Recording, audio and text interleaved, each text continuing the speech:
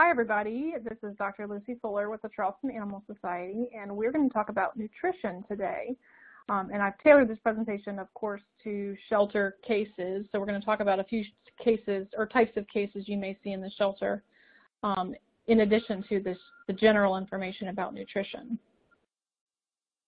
So first of all, why is it important to think about nutrition in the shelter? I mean, certainly we know that dogs and cats and anything else you shelter need to eat. But why is it especially important in the shelter? Well, a shelter is a high-stress environment, as you guys probably know, and you really need to get a lot of bang for your buck, so to speak, when you're feeding. So, you know, you need to pay attention to the type of food you're feeding. The stress can really factor in. We'll talk about how that works, and it can have some detrimental effects on the animals digestively. So you've got to think about that. You've got lots of animals in lots of different life stages. So you're not just thinking about feeding 1 or 2 animals like you do at home, or, you know, 3 or 4, or even 10 like some of us. But you're thinking about feeding much larger numbers of animals. And often you've got animals with disease. So malnutrition, and malnutrition can technically be, you know, not enough nutrition, not enough calories, so starving, or overnutrition. And that really depends on your situation. It really depends on, you know, if you're a shelter who houses animals for a long time, for whatever reason, then you may get into the point where you're getting animals that are overweight, which is kind of not what we usually think about when we think about sheltering and nutrition, but it definitely can happen. All right, so principles of nutrition. So these are kind of what I think of as the rules of the game. This is sort of the basics of nutrition. So nutrition really is, in terms of weight gain and weight loss, it's about calories in and calories out. Now, it's not just that easy, because there are many things that factor into, you know, calories in means not only the calories or the food that they actually eat, but also how their body assimilates the food. So if you've got an animal in a disease state and they don't absorb food normally, then the calories in may be affected, not because of what you offer or what they actually consume, but what they can actually absorb. And then once again, calories out. So calories out might be affected by an increased metabolic state. For example, an animal that is nursing. That's one of the most difficult stages of a mother's life, is nursing, in terms of calorie demand. And so what you may normally feed her might not be adequate for that stage of her life. So there really are, it's more than just how many calories, how many are expended, because the disease state or lack of disease does factor in. So once again, certain animals do need more calories than others, pound-wise. Very young animals have a high metabolic state, so puppies and kittens, of course. Nursing moms, as I mentioned. And animals with certain diseases. Animals with cancer, they'll go through calories a lot. Older cats, for example, will get what's called, so it's something similar to irritable bowel syndrome, where their bowel just doesn't absorb nutrients like a normal bowel does. And so they don't take nutrients in normally. So that's a disease that could affect things. And certain animals need fewer calories. So adult animals need fewer than puppies or kittens. Spayed or neutered animals in general take fewer calories. And animals that are already overweight might need to lose weight. And so you'd be thinking about fewer calories for them. So calories are not only the meals that you offer, but also treats and enrichment. So if you're doing a lot of enrichment with an animal that might have a behavioral problem, and you're giving peanut butter like every single day, that's a really high-calorie food. I'm not saying don't do it, just saying you might need to consider that as part of the total calorie package for an animal, especially if they're there for a long time. So a diet not only provides essential nutrients that the body needs to function, it can also be therapeutic.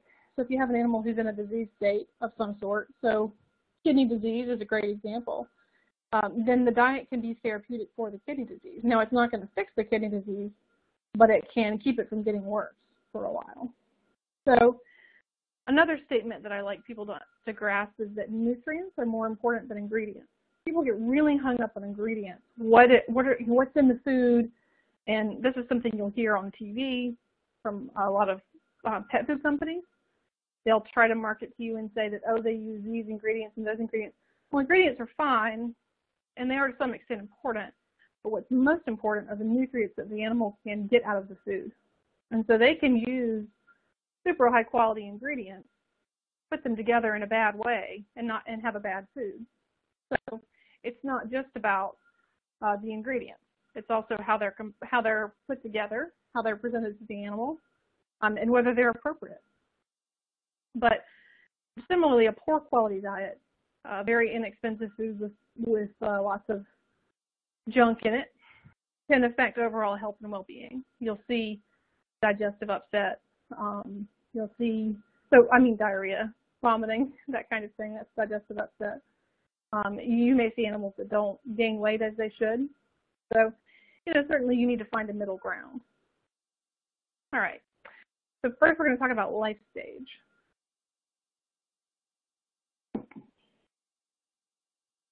Okay. So life stage refers to the age of the animal or the stage in life. So an animal is either a puppy or a kitten, which is one of the most demanding life stages in terms of nutrition. Adult or mature adult, geriatric. So typically these are in order of most demanding to least demanding in general in terms of calories. So generally by the time an animal is a mature adult or geriatric, they require fewer calories per pound to maintain weight. So the food that you're feeding is required to meet the minimum standards for the life stage that's indicated on the bag. So if you look on the bag, in this example here, if you can read it, it says indoor wet formula for cats is formulated to meet the nutritional levels established by AFCO, which is a group that oversees pet food. So AFCO cat food nutrient profiles for all life stages. And so what that means, when a food is formulated for all life stages, that means it must meet at least the most demanding requirements with the kitten food. Now, this is marketed as food for all cats, but it's technically a kitten food. It's very high calorie. So that's a little something to really pay attention to. You'll find a lot of high-end pet food is made for all life stages. Often if it's not, it will indicate on the front of the bag for adult cats or indoor maintenance formula. That's a cat food, common wording for adult cat food. And if you look on the back of the bag, it'll indicate that it's formulated for adult animals. Okay, next, more about interpreting nutrition labels.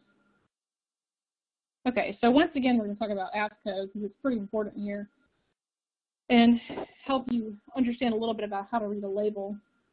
So, package label must include, by their guidelines, the AFCO statement. So AFCO stands for Association of American Feed Control Officials. AFCO is easier to say. And it should include a nutritional adequacy statement. So just like we talked about, where you see what life stage it's for, that should be on every bag of pet food. So when it says that the food is formulated to meet the nutritional levels established by AFCO, that's a minimum requirement for a food. And so that means that they've used a computer model based on the ingredients, and they feel that the food based on this computer model should meet, in laboratory analysis, should meet the standards for the life stage that's indicated. But it hasn't been tried, hasn't been fed to animals, and then no tests have been done to determine if it's actually, if it actually meets the standards for that life stage. It just is formulated to do so. So it's kind of a distinction. There's a distinction between formulated and feeding trial.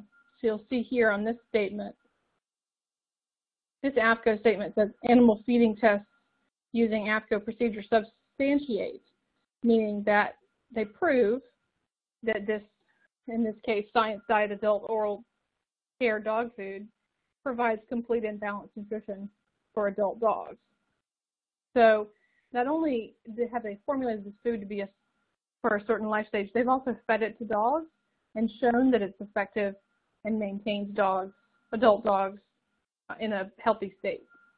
So feeding trials are a gold standard You're only going to find feeding trials in a few companies because they're expensive to do, and most people don't necessarily recognize the benefit of them, most consumers. But it's one of the reasons that I like to stick with food that comes from a large company, because they have the ability to do this kind of thing. So you know that the food that you're feeding these animals not only has been formulated to be what they need, but also has been proven through feeding trials to actually be effective at feeding dogs or cats. Okay, so protein. People get really hung up about protein.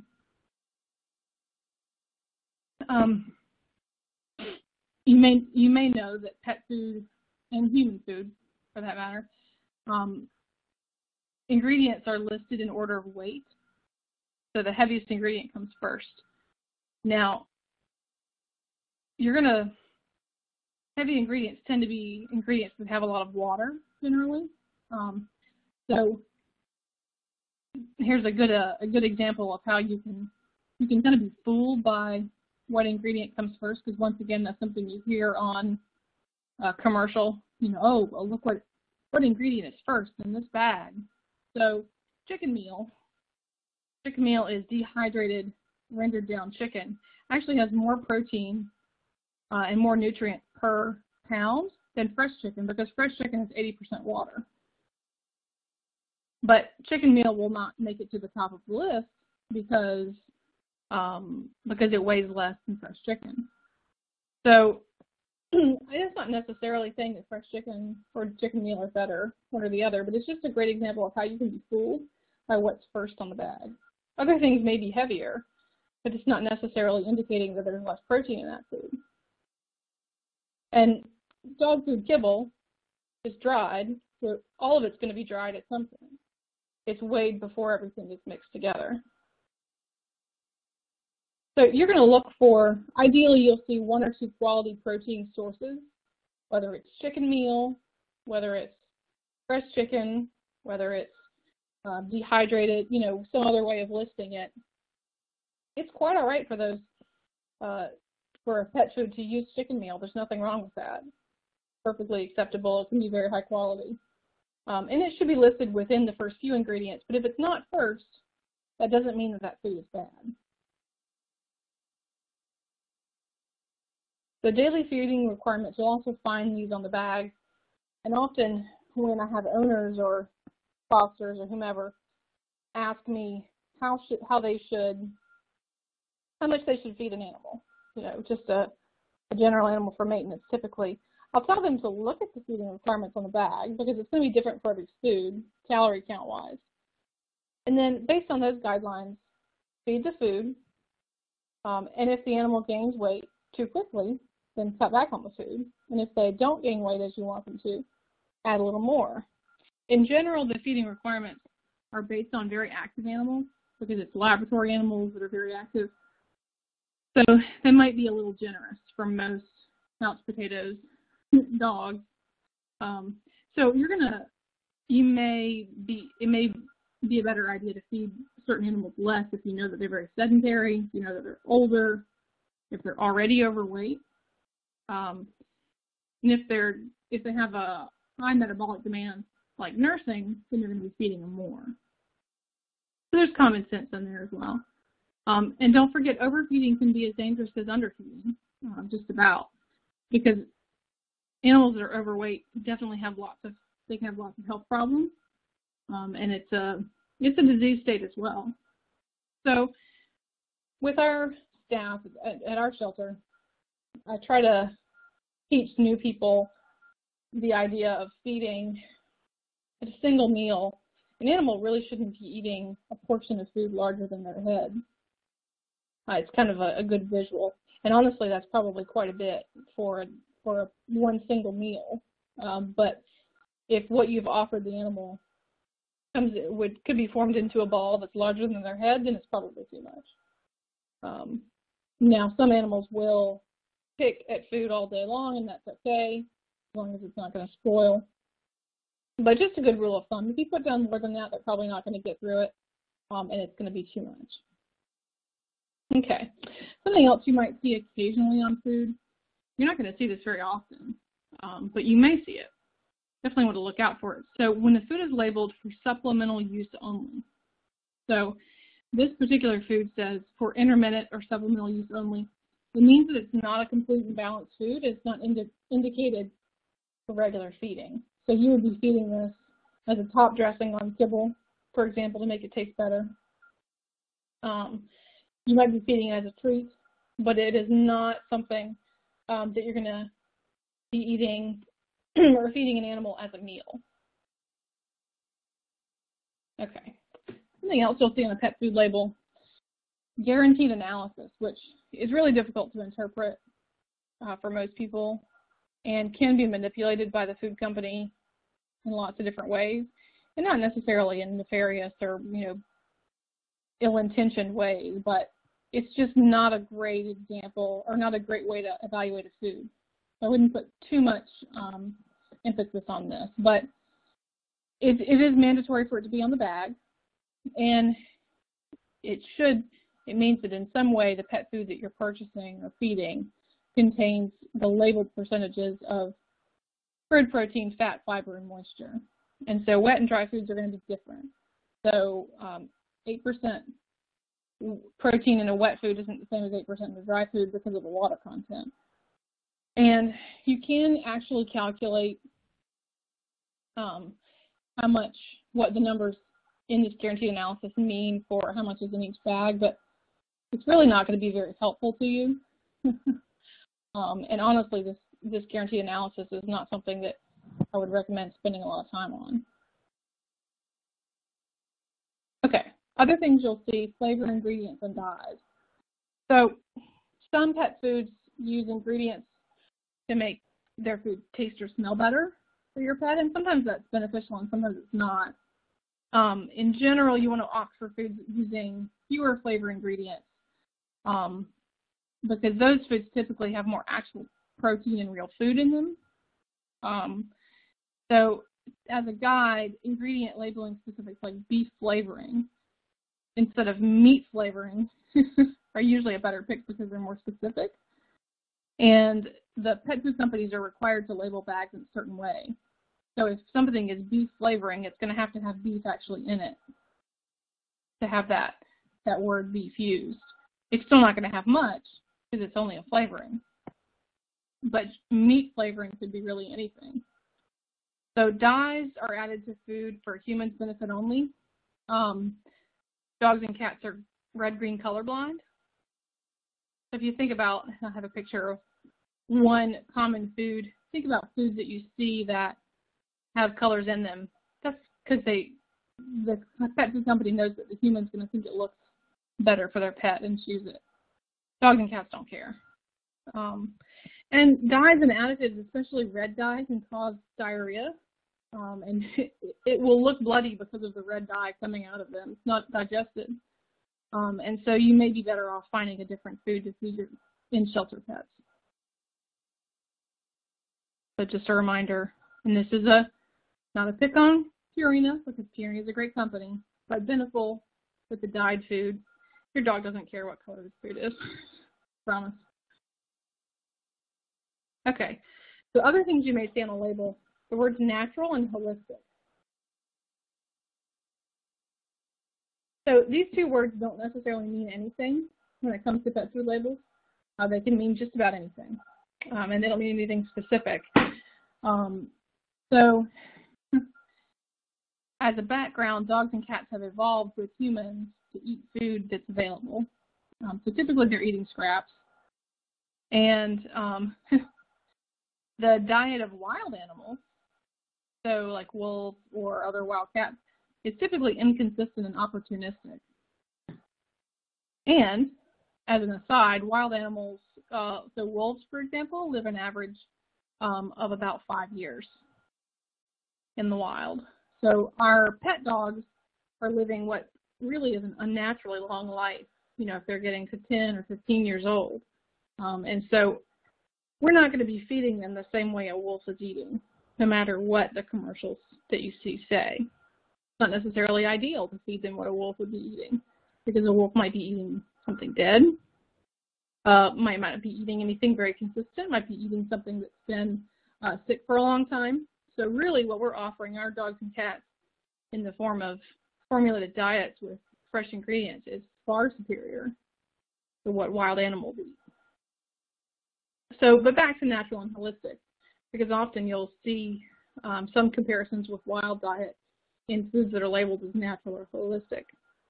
So natural diets include food that has been, well, natural just means that it at some point was in the state that it originally, that it's not man-made. So, chicken that came off of an animal is natural food. A potato that was grown is natural food. So those things are natural. Now they're going to be processed in order to be made into pet food. So it's really just, it's a word that people like to see but really doesn't mean anything. And natural diets, because there's no consistency on how they're labeled. They always are going to include food that's been processed, as I mentioned, because it has to be made into that kibble or that wet food. The only claim, and holistic is the same thing. So holistic is a word that really doesn't mean anything when it comes to pet food. Nothing at all. It's just a buzzword. The only true claim on a label that might actually mean something is if the food is labeled USDA organic, and it has to actually have the symbol that says USDA organic for it to truly be organic. It would mean that the ingredients would be derived from organic materials only, or it may say like 70% organic because 70% of the ingredients are organic. So that's really the only thing you're going to see on a label that might be under the natural. If you're interested in the food being organic, then look for that USDA organic. Otherwise, it's just marketing the natural and holistic labels. So once again, I'm going to call out another food company here. Sorry, Blue. So if you have a pug and you feed it Blue Wilderness, you're not going to get a wolf. Just a reminder.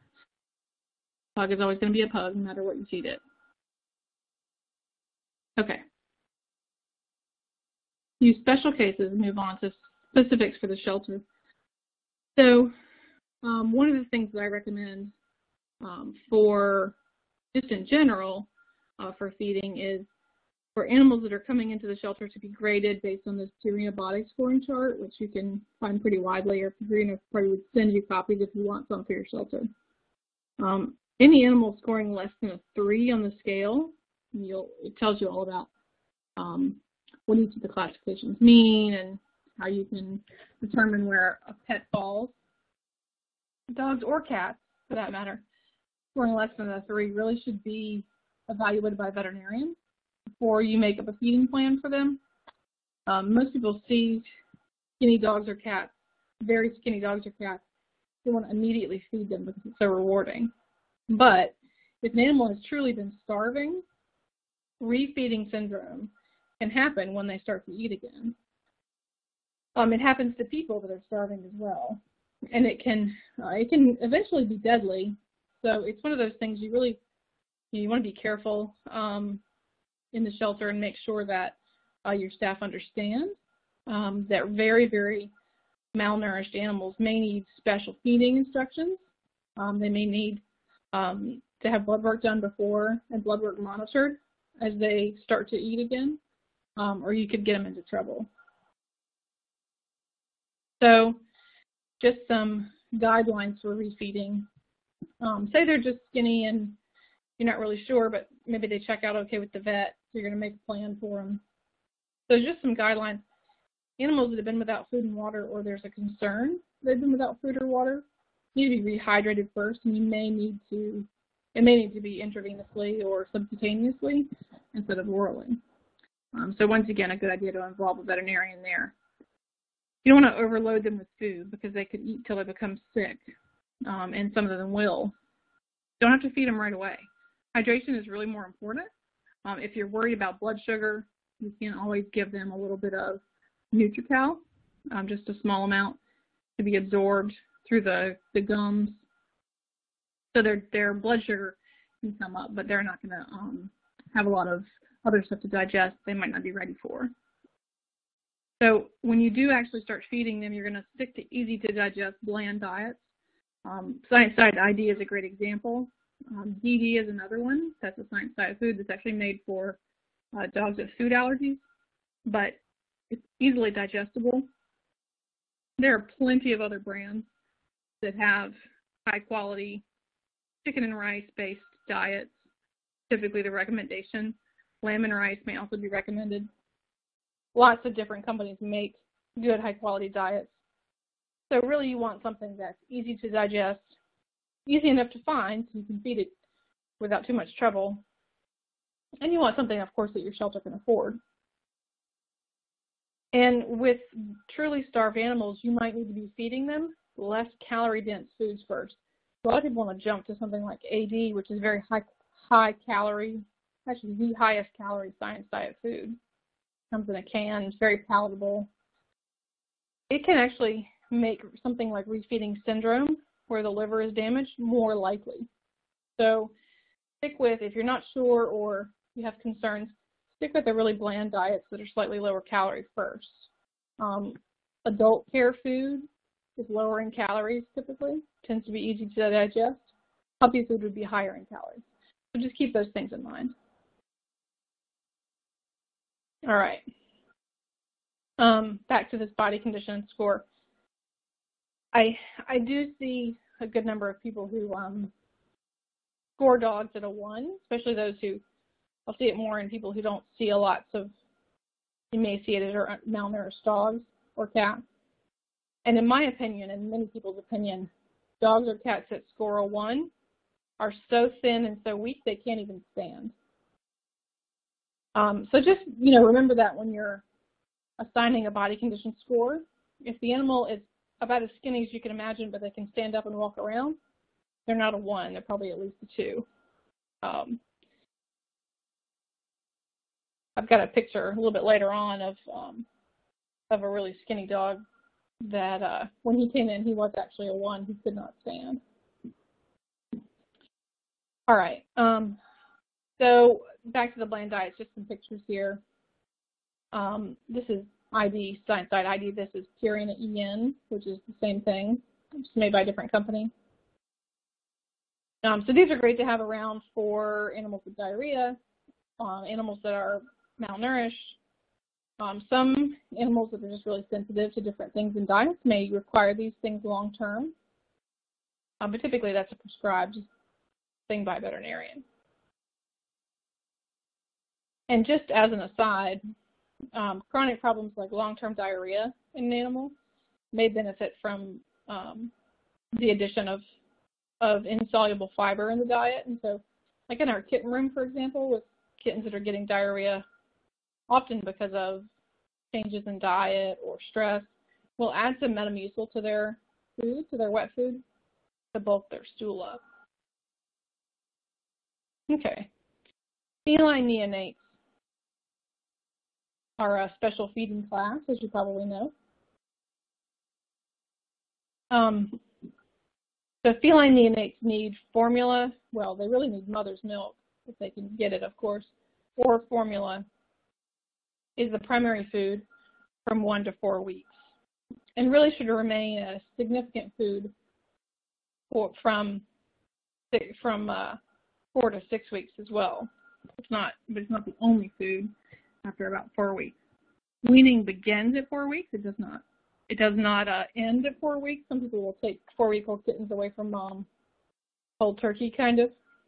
It should, if it can, weaning should proceed gradually until the kittens are at least 6 weeks old, and some maybe even older. And this does vary. Naturally, some cats will push their kittens off at 6 weeks, and some will wait longer. Some will keep letting them nurse until they're like 8 or 10 weeks old, or even older, but those are fairly rare. So for any weaning process, a high quality and consistent diet is important. So creek feeding is another term you can use for starting to mix in food other than formula or milk into the diet. Things that we like to use in our shelter that we found are well tolerated high-protein canned food because cats need lots of protein. Friskies Turkey and Giblets is a great one that's easily available almost everywhere. It's a high-quality, low-carbohydrate or high-protein, low-carbohydrate food. It is made by Friskies, but it's perfectly acceptable. It's a pate, which is the consistency that we want for kittens.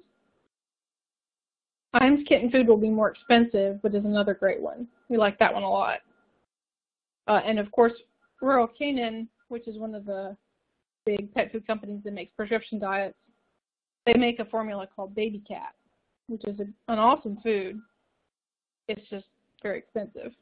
So if you've got a kitten who maybe needs a higher quality diet for whatever reason, you may want to spend a little extra money to get them something like the Royal Canin or the Iams as opposed to the Friskies. It's worth a try. So the Baby Cat and the Iams kitten all come in both wet and dry. And the Royal Canin Baby Cat dry, the kibble is very small, so it's great for little tiny kittens learning to eat. Another trick that I like to recommend is ground up dry food mixed with water. So in general, if you grind the dry food up, like you put the food dry in a blender and just turn it on, it'll grind up into a powder. You can just mix that with water. It actually tends to be a bit more calorie dense than food that's pre-moistened or comes wet. And in some cases of diarrhea, I'll have the fosters do that, and it can clear things up. Canine neonates are going to be really similar to kittens. Mother's milk, of course, or formula until 4 weeks. And then you can start offering softened puppy chow. So you just take the dry food and mix it with water or even a little bit of formula, depending on if they're eating formula. Soften it and then offer it to them. And they're going to get it all over themselves, just like kittens will. They're going to walk in it. They're going to bathe in it. And eventually they'll start to eat more of it. The offering, so make sure that you're taking after the food is offered, don't leave it in there and let it get sour, because it will sour pretty quickly.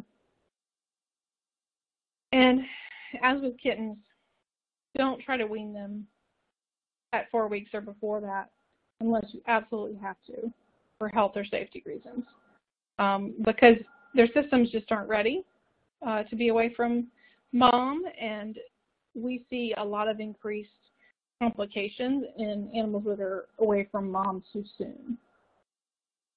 So good brands for puppies. I do like Purina Puppy Chow personally. I think it's a great product that is consistently easy to find and easy to feed. Iams is another good one. There are lots of great choices, but just remember the thing about avoiding dyes. Looking for in general, you look for a big name, because those are, you know that those foods are going to have consistent ingredients and consistent quality. Obesity is, I talked about this a little bit already, in shelters where animals are housed long term, whether it's for behavior modification or just adoption guarantee and you don't have a high adoption rate, whatever it is, you definitely will see animals become overweight or obese. Long-term consequences, just like with people, of obesity are arthritis. You can actually dogs can develop diabetes, being overweight. And chronic pain is one that I think we don't recognize enough. Typically it's because of arthritis. It's just really hard to lug around extra weight all the time. So some of these animals that are with you for a long time may need to be on a calorie-restricted diet. And don't forget, once again, that treats and enrichment are calories too. Okay. Let's talk about this grain-free real quick, because this is the buzzword right now. So what's the deal with grain-free? It's the new thing. It's the gluten-free, I guess, of dog food and cat food.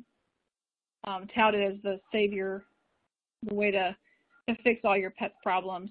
So just some things to note. Cats are obligate carnivores, which means they really don't eat carbohydrates. They don't eat grains. They don't eat potatoes, they don't eat rice. Normally, they are carnivores, so it's protein, protein, protein. Dogs are omnivores, so that means they eat both protein and carbohydrates. It's important to note as well that grain-free does not mean the food is carbohydrate-free. So grain-free just means it doesn't have anything that's considered a grain in it. And it actually says here on this little stamp, no wheat, no corn, no soy. So that's what they mean by grain-free. So dogs are omnivores. They need carbohydrates. So you've got to have some source of carbohydrates in their food. Cats really don't need sources of carbs unless you've got a particular diet concern for them. So they shouldn't really be eating lots of grains anyway. But they also shouldn't be eating other sources of carbohydrates, like potatoes or rice. Some grains are actually high in protein and are great sources of other vital nutrients. And one strong example of this is corn. Corn is high in protein, relatively high in fat, which is needed in a food, and has lots of other vitamins as well. So corn is really a great source of nutrients in general, but it gets kind of a bad rap. It's also inexpensive, which is great for food. Grains don't typically cause allergies in dogs and cats. They're not an allergen, meaning they're not something that dogs or cats are generally allergic to. And that's no matter what the commercials say, most animals are not allergic to corn. Most animals, if they have a food allergy, can be allergic to protein sources. So beef, chicken, fish, that kind of thing. So in some of these, another thing to remember is that some of the non-grain sources of carbohydrates that you'll find in these grain-free foods are empty calories. So white rice, while delicious and good sometimes for diarrhea, can be a source of just lots of empty calories. A lot of the fiber's been removed if it's just white rice. So a lot of the benefit of it as a food is gone, and it's really just a filler. So potatoes can have a lot of sugar in them, so they're not always a great source either. Not saying they're bad necessarily, but they're not by nature better than something that's a grain. Okay. So some other thoughts on feeding in the shelter. Free feeding versus controlled feeding. Free feeding is when food is just available all the time. It doesn't have to be a large amount, but basically the dog or cat can eat as much as they like whenever they like. So not always the best for every animal, but in some situations can be beneficial. So food guarding or forms of food aggression are very common in the shelter because many animals that come to us, mainly dogs that we talk about, but cats as well, have had limited access to food. And when they do have access to it, they become very protective over it. So if it's possible in your shelter, house dogs separately to prevent food aggression, and this may even need to be done with puppies, but especially adult dogs, if you have to house dogs together that don't belong together, feed them separately. Very important, because you can absolutely see food aggression, and you may be missing the fact that one animal is eating all the food because of food aggression. They don't have to be growling to be displaying food aggression. The idea of free feeding may benefit some dogs that have a low level of, or a moderate level of food aggression, because free feeding will sort of help them relax a bit about their access to food because they have it for quite a while. And often we'll see these behaviors correct on their own without any intervention from us, just with free feeding. And for longer stay environments, controlled feeding might be a better choice to prevent obesity. So controlled measured feeding as opposed to the free feeding. So you may have different, you know, in your stray holding area, you may free feed. In your adoption floor, you may do controlled feeding, just depending on how long animals stay at your facility and what you think will work best. All right, so you're going to check the Dropbox. We've got a sheet on orphan kitten care, which has feeding amounts, feeding types, and tips and things like that, because that's kind of a one of those topics that lots of people have questions on. That's really, nutrition is so important for those guys, orphan kittens. I've got a sheet in there about the grain-free diets and just some facts to know. And then you've got access there to that canine body condition score chart. There is a feline one as well that you can get from Purina. So if you're interested in that, I'd contact them. And just on this grain-free topic, I don't want anyone to think that I'm bitter and against grain-free. There are some diets that are labeled grain-free that are perfectly acceptable, high-quality diets. But I just want everyone to understand that just because it's labeled grain-free, a food doesn't mean it's necessarily good or necessarily better for your pet than something else. So a little bit of knowledge goes a long way with pet food. And we'll talk more about this when we convene. And I know that we'll probably have lots of questions to go over. So thank you for your attention, and I look forward to meeting everyone.